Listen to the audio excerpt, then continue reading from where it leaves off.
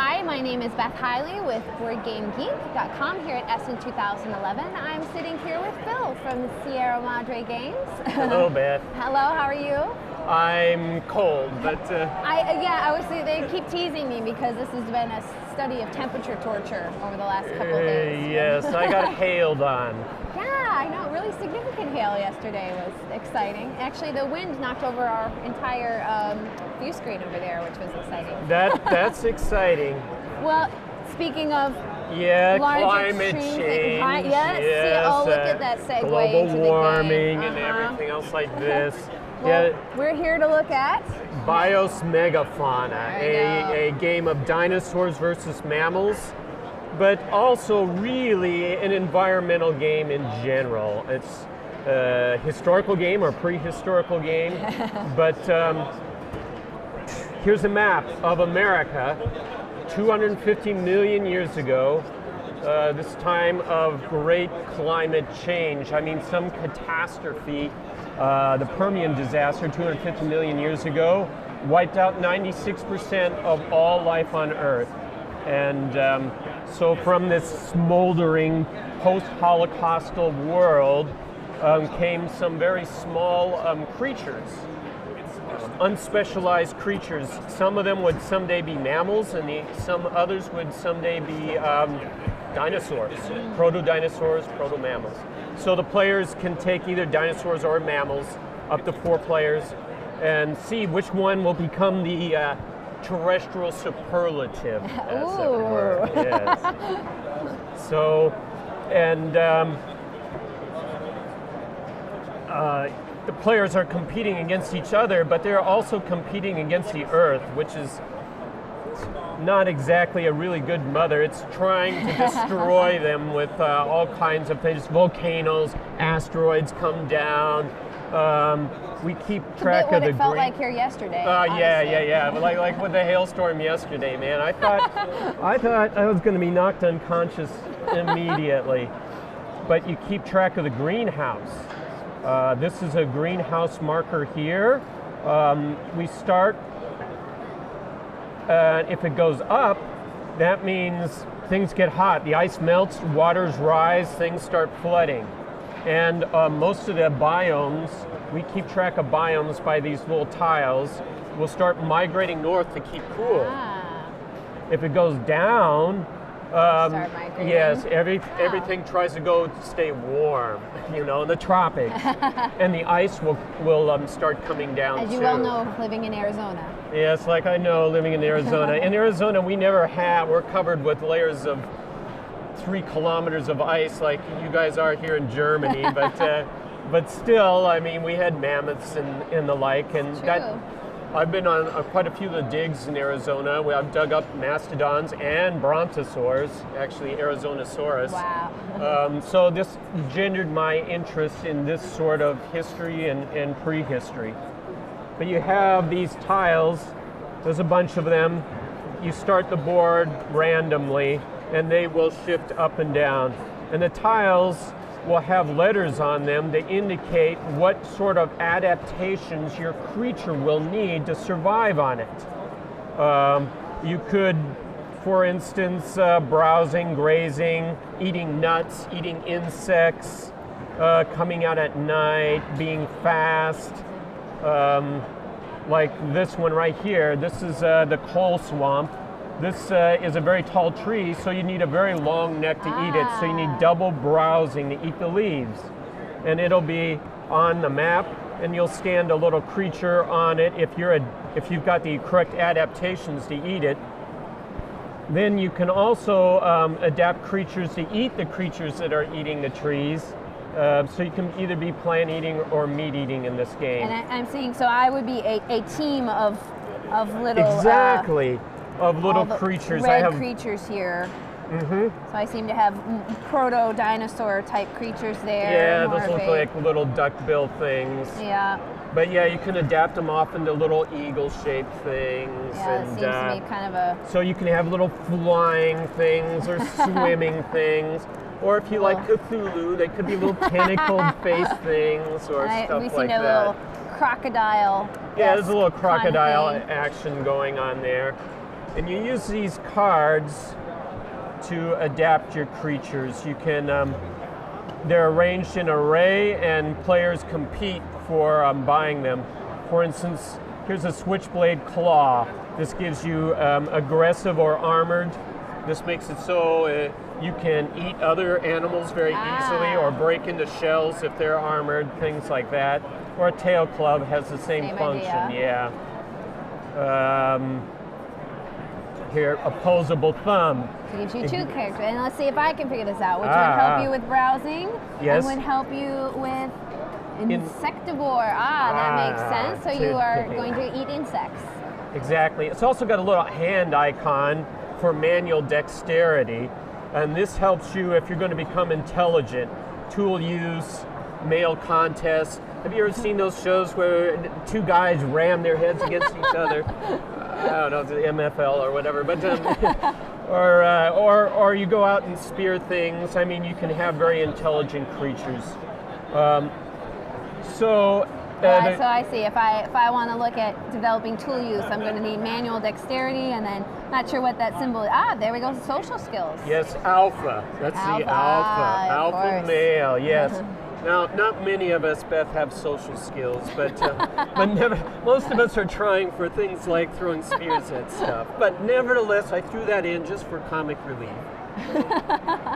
Any rate, and these cards also have catastrophes on them. Every time a new one shows up, you play out a catastrophe, which could be, as I said before, volcanoes or asteroids, comets, big solar flares, Milankovitch cycles, when the orbit changes and changes the climate and the like.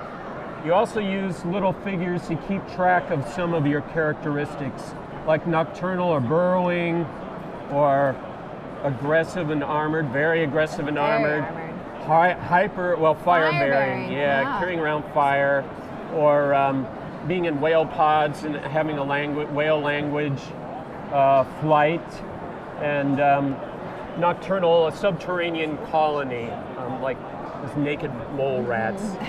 And obviously it looks like you've got a couple characteristics that marine and whale pods are obviously water only. Yes, they're only water only. Amphibians can either go land or sea, but they're a little bit slower. Land animals can't go into the ocean because you're going to have the oceans rising and falling. So yeah, the map's always changing. Situation's always changing. I mean, supposing, for instance, you've developed some sort of bat that eats fish or clams or something else like that, and then comes along a killer whale or something that eats fish better than you. Now you've got to try to figure out what you're going to do. I mean, you're just going to go extinct? Or maybe you can adapt somehow to eat the whales, or move out into new territory. Maybe you want to eat insects instead. You know, try to figure out, because at the end of each scoring round, the one with the most animals in here and here, map animals, will win a certain number of points depending on how many creatures have gone extinct during that round. Which extinct animals Yes, get all extinct animals pit. go. Oh, you're way ahead of me, Beth. I like that. I like that. And you can adjust your size from 22 kilograms all the way to 40 tons. Which I'm just reading the graphics down there. The bigger they are, the farther they can go. Migrate. Yes, you can migrate from biome to biome very simply. You go 1, 2, 3. There's no diagonal movement. You just move to adjacent ones. You got to make sure, though, you're not crossing an ocean unless you can swim and things like that. So moving from this biome to this one would be crossing water at that point? No, it is not. You have to ignore the art on here. It just depends on whether or not, if you've got a blue biome here, then that means that's water. Some of these are mountainous, and mountains occur in the 2 mountain ranges of America. Yeah, it was like pretty well highlighted there with red boxes. Exactly. So. And these are the mountains. Some of them actually add to the CO2 load of the planet. Super volcanoes, Yellowstone's notorious for this and the like. So, so the players are going against each other, but they're also going against the Earth. So it works pretty well with 2 players for that reason. but you can go up to 4 in this. And what would you think time range for time range? Well, we did it. Well, game last time, not prehistoric time? yeah. Each turn's like 2 million. Each card draw is 6 million. So yeah, you can cover a lot of. game. Yeah, you can. That's a pretty big sweep. But 3-player game, you should be able to do less than 3 hours if you know what you're doing. And those of you who played American Megafauna, this is a certainly adapts on a lot of ideas from that, but it's a lot more streamlined. There's not as many pieces. I mean, I had these little wooden pieces made. I needed to destroy an entire New Zealand forest. They say it's laser cut from New Zealand hardwood. Oh, there you go. And so there's not as many pieces to operate with, but you still have the 4 species available per player, and the adaptations are very similar to Megafauna. You also have, you can adapt into different sorts of creatures too, like if you're the mammal player, you can try your hand at Calicotheres. This is a type of horse that wants to be a gorilla, actually, is a Calicothere. Or if you're a dinosaur player, you try a brontosaur here. You see double B, remember? That's very long neck. Good at browsing. Yes. Now, Calicotheres only have 1 browse, but they're aggressive. But those hands, they can punch you in the face, stuff like that. Yeah, they like to stand up and fight. So what would determine a win? A win would be, there's 4 rounds, as I said. The game starts in Triassic, in Jurassic, Cretaceous, and Cenozoic. So those are 4 scoring rounds. At the end of every scoring round, when you run out of cards for that, you see who's got the most animals, and they take half of the little victory tiles in the tar pits. The next most gets the next half, and then so on down to the bottom. Now each age has its own deck of cards? Yeah, the cards are actually common to them, but the tiles are distinguished by era. These are the modern creatures, and these are the Mesozoic or ancient creatures. And these are game aids here. So so those are the different eras. You can also have, I'll just mention the Atlantic Rift. Sometime during the game, the continents will split apart, so you can get little lost islands, little populations that are sitting there. In the game we played last night, I mean, Stephanie, one of the leading player, won every round, all 3 rounds, but at the very end, she got totally wiped out by an asteroid because she was over-specialized. She had so many specializations, and a lot of things discriminate against over-specialized creatures. And she lost all those things. She lost all those things. Well, I lost heavily too because my creatures were all eating her brontosaurus. I had very intelligent cat-like creatures that were hunting the brontosaurs. So I lost big too.